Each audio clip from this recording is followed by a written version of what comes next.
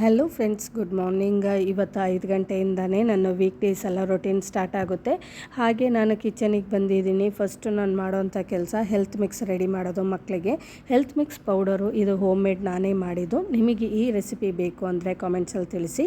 ನನ್ನ health ಮಿಕ್ಸಲ್ಲಿ 3 spoon ಹಾಕ್ಕೊಂಡು ಇದ್ರ ಜೊತೆಗೆ ವಾಟರ್ ಮಿಕ್ಸ್ ಮಾಡಿ ಸ್ವೀಟ್ನೆಸ್ಸಿಗೆ ಜಾಗರಿ ಪೌಡರು ಆ್ಯಡ್ ಮಾಡಿದ್ದೀನಿ.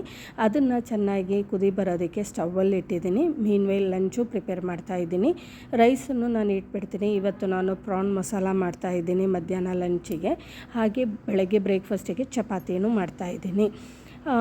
ಮಗಳಿಗೆ ಮಧ್ಯಾಹ್ನ ಲಂಚು ಕಳಿಸ್ಬೇಕು. ಯಾಕಂದರೆ ಅವಳು ಮನೆಗೆ ಬರೋಷ್ಟೊತ್ತಿಗೆ 4 ಗಂಟೆ ಆಗಿರುತ್ತೆ.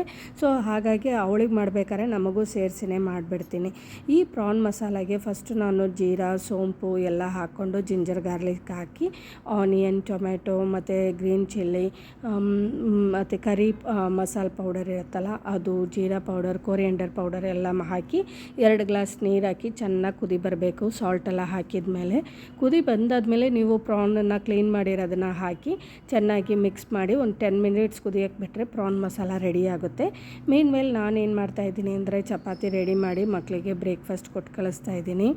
ಏನೇ ನೀವು 5 ಗಂಟೆಗೆ ಎದ್ದೇಳಿ ಅಥವಾ 4 ಗಂಟೆಗೆ ಎದ್ದು ಅವರು ಹೆಲ್ದಿಯಾಗಿರಬೇಕು ಅಂತ ಫುಡ್ಡೆಲ್ಲ ರೆಡಿ ಮಾಡಿ ಕೊಟ್ಟು ಕಳಿಸಿದ್ರು, ತಿನ್ನೋದೇನೋ ಅಷ್ಟರಲ್ಲೇ ಇದೆ ರೀ ಫ್ರೆಂಡ್ಸ್.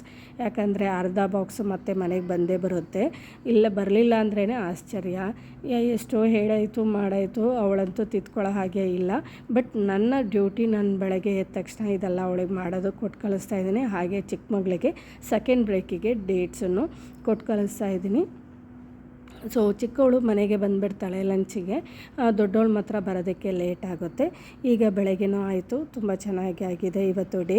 ಹಾಗೆ ಇವತ್ತು ಬಿ ಲಬಾನಿಂದ ಪಕ್ಕದ ಮನೆಯವರು ಮಗ ಒಳ್ಳೆ ಸ್ಕೋರ್ ಮಾಡಿದ್ದಾನೆ 10th ಅಂತ ಎಲ್ರಿಗೂ ಸ್ವೀಟ್ ಕೊಟ್ಟರು. ಸ್ವೀಟ್ ಮಾತ್ರ ತುಂಬ ಚೆನ್ನಾಗಿದೆ.